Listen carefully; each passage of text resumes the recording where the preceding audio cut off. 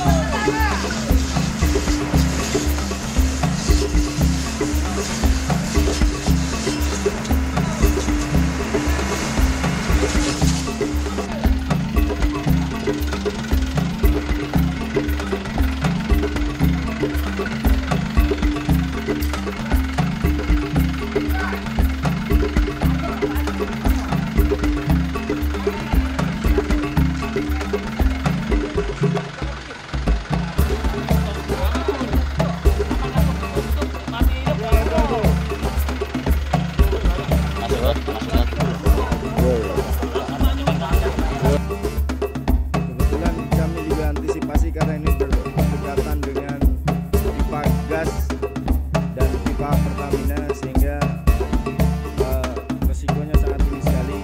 Ada teman-teman dari tim kebakaran segera merapat, ditunggu oleh para warga yang sudah mulai panik dan berkumpul. Kebakaran PLTG CNG Jakabaring. Pada teman-teman mohon yang bisa mendengar informasi saya, 5 menit yang lalu meledak PLTG CNG Jakabaring.